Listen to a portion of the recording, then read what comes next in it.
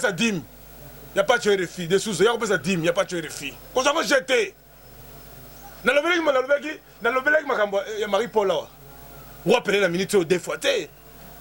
N'a pas de RFI. Simbi Makamba des sous. Maman Denise a mis des sous. Moi, enveloppe.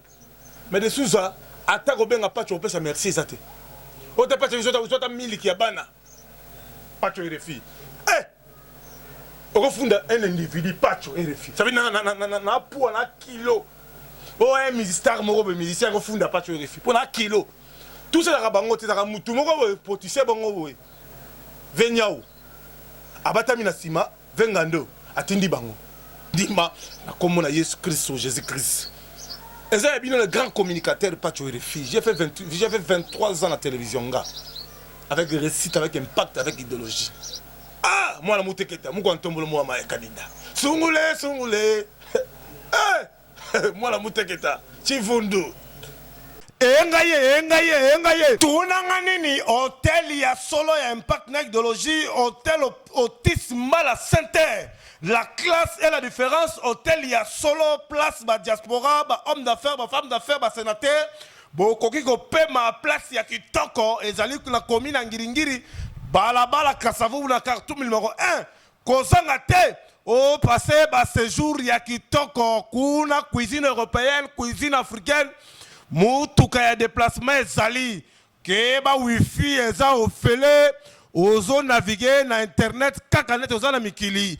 Engaye. Autisme la santé. Ah! Numéro 1 francophonie afandisa idéologie. Kuna akeza kitoko bana te. Ah! Numéro 1 francophonie afandisa idéologie. Kuna akeza kitoko bana poto bazako ya neti mbula. Bana membre nyonso, bana Belgique, bana Bela, Deutschland, bonjour. Na yoko yipsa bino ka kituza awa na Ngiri na flat moko kitoko chez Papa Otis na ebisio rien à dire. Kozanga te au passé ba séjour na autisme la santé. Ah! Ba appartement ya solo nda couper kitoko ko fanda place kitoko malila kitoko kuna. Ah! Non, autisme la santé. Ah, la classe et la différence. Kuna kitoko na kitoko elengi na kelengi yaka omona o vivre. La waka la sango. Autisme la santé. Yaka omona a connaît pas à demander. Harry Lokolo, moi l'Allemagne, la carte autisme la santé avec maman la biso, ma véro. Ça. Ah wande makambo. Autisme la santé. Ah, mina kitoko des groupes de jeunes zali. Kuna akeza kitoko kofan les kitoko masangeza na moins cher koliape kitoko cuisine africaine cuisine européenne autisme la santé mi tu kapé déplacement ezali awa poto na kisasa autisme la santé mi tu kapé déplacement ezali awa poto na kisasa ya solo. Mbote na bandeko balandi émission baka télévision to kuta mokolo na tongo poto kundola solo to le makambo etali mboka ekomi ndenge nini zako kene ndenge nini depuis mokonzi ya mboka Félix Antoine Tshisekedi le moko ntombolo mo wa mai wakaninda élu de Dieu le sauveur de la RDC balobi liboko tembe linyoka tembe Fachi Beton le grand Mukishi mo wa mai wakaninda leader oya longoli Congo na Égypte côté na terre promise to zako kende malemi to zako koma biso ba petit na eto zali biso ba combattant de lutte zali ba combattant pour eto zali car on est dans nos sarabino que soutenons Fachi c'est notre sang. Fachi za makila na biso, Fachi za biso, Fachi za motema na biso, Fachi za nzambe. Il sera combattu mais jamais abattu parce que Fachi za mboka au niveau de la Congo fort et Congo prospère. Beaucoup de gens qui ont été numéro 20. Ils ont signé une victoire numéro 20 en 2018. Ils ont été Fatia Simba Mboko, Fatia Mboka Oyo, Nicolo, Karané Belé, Bazaro Tchadout, mais beaucoup Ndima, comme on a Jésus-Christ, Jésus-Christ. Ils ont été le grand communicateur de Pacho RFI. J'ai fait 23 ans à la télévision, avec récit, avec impact, avec idéologie.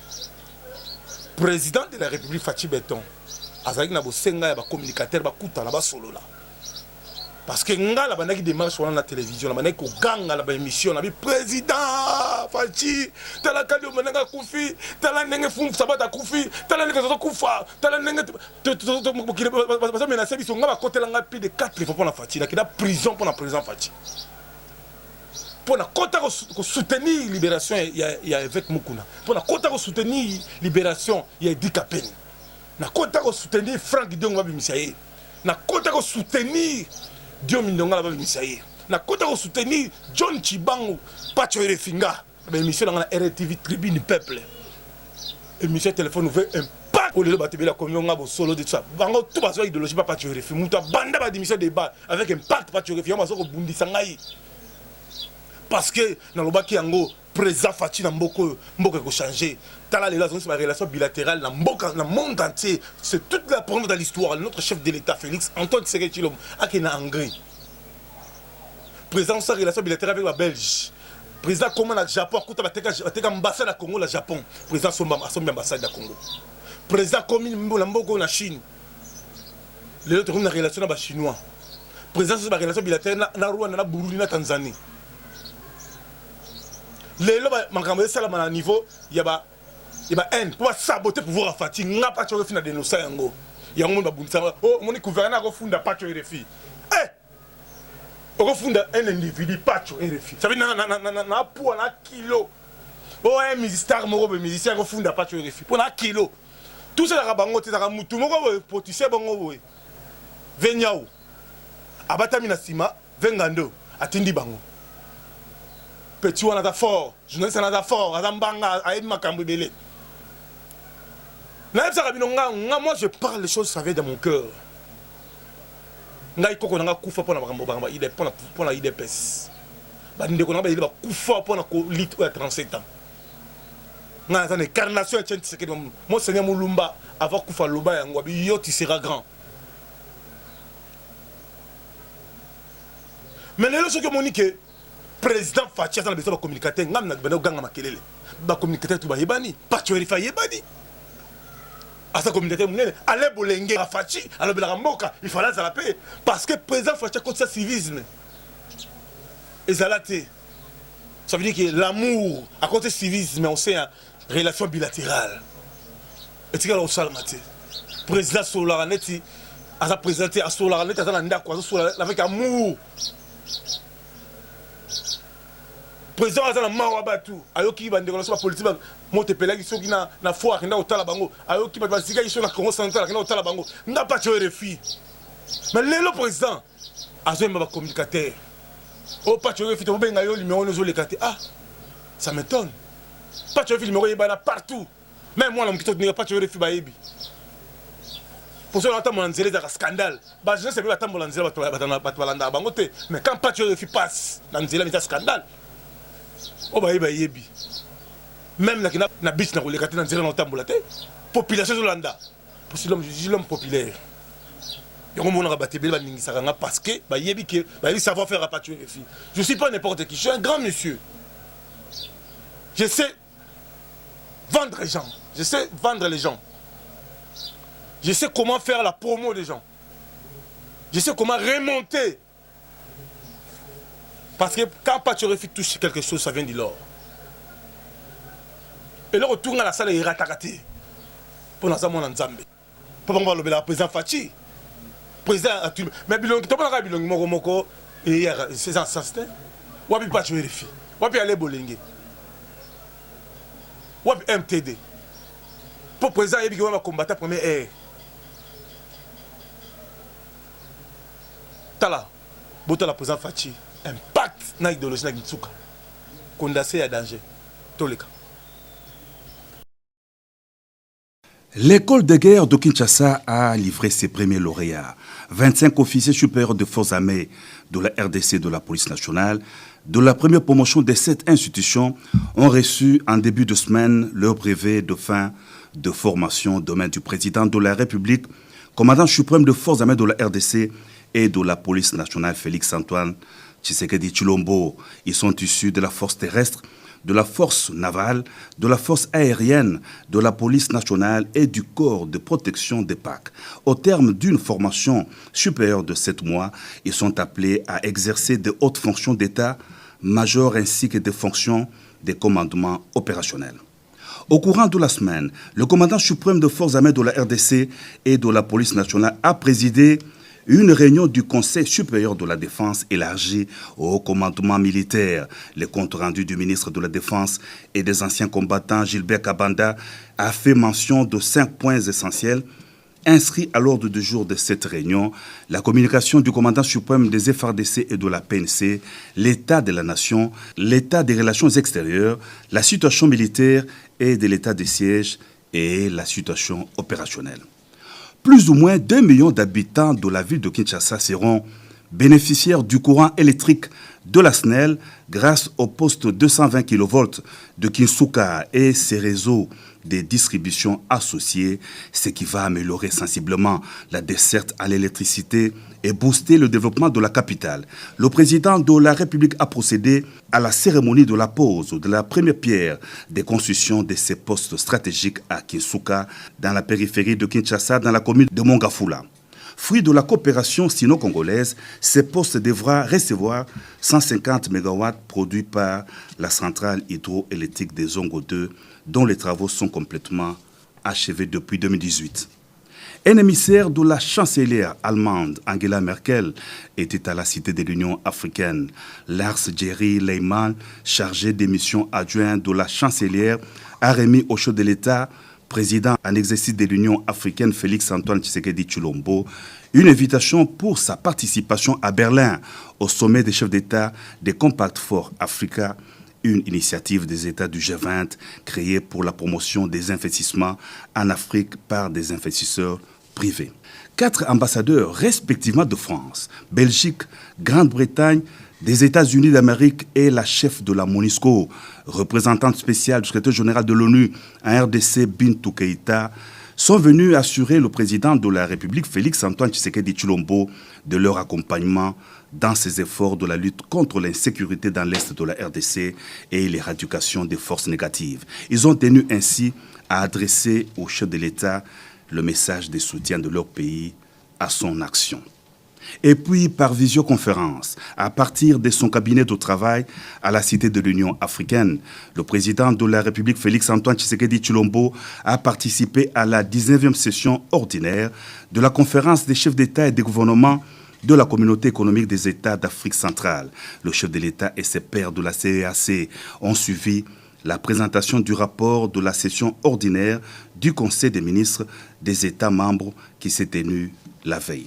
Suite à l'incident malheureux survenu sur le campus de Kinshasa causant la mort d'un étudiant, une délégation de la représentation des étudiants de la RDC a été reçue par le président de la République, Félix-Antoine Tshisekedi Tshilombo, le chef de l'État, qui s'était déjà mis en contact avec la famille du défunt, étudiant de 2e graduat en communication, faculté des lettres, a rassuré ses interlocuteurs qu'il allait accompagner cette famille et garantir sa protection.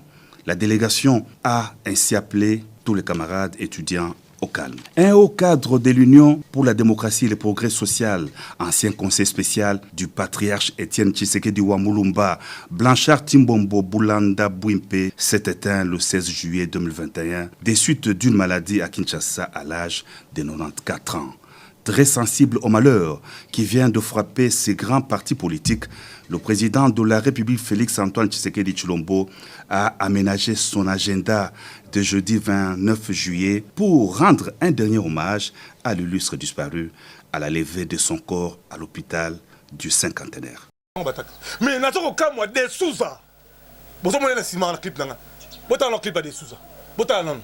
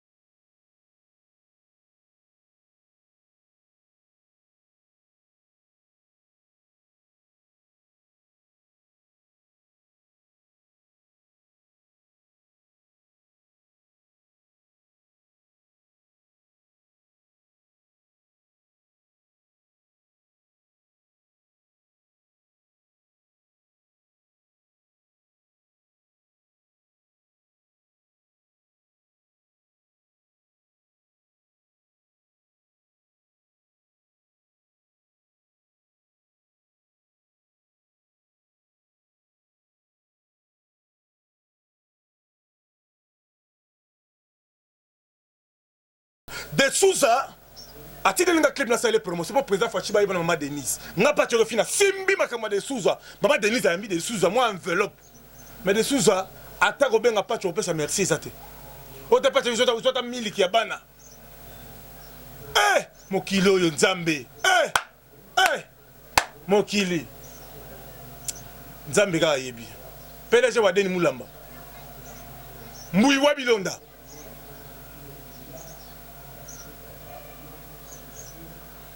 Commandant Tabou, Bakalufwa, Freddy Pindi,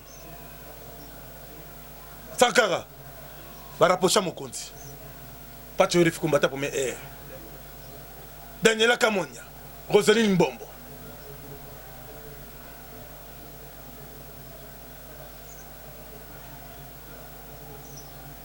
Ah, moi la mouteketa, moi quand tombe le moi ma candidat.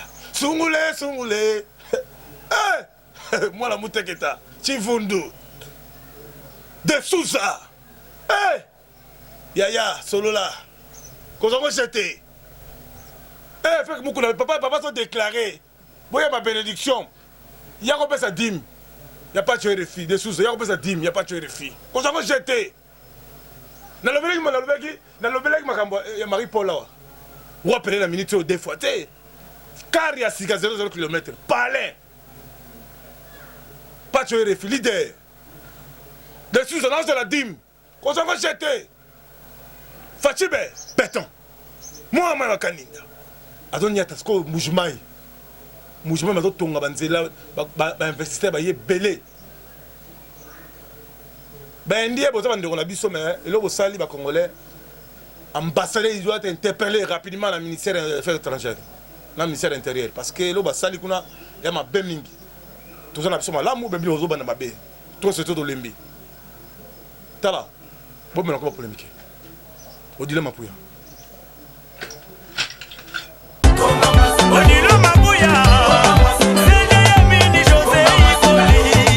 Eza ya solo bana kisasa tunanga nini boutique ya solo ya impact na idéologie boutique na biso ya impact exemple à suivre où ezali précisément na Kasavubu croisement Gambela Kasavubu numéro 24 au Pala kozanga te ole kakuna antingwanzu bilamba ya solo ya impact na idéologie ya mwana mboka Odilon Mapouya en direct de Bruxelles tala ba sénateur ba député ba homme d'affaires femme d'affaires bino bana kisasa bakosa bino te antingwanzu et pas ya nani Odilon Mapouya la classe et la différence ba Odilon Mapouya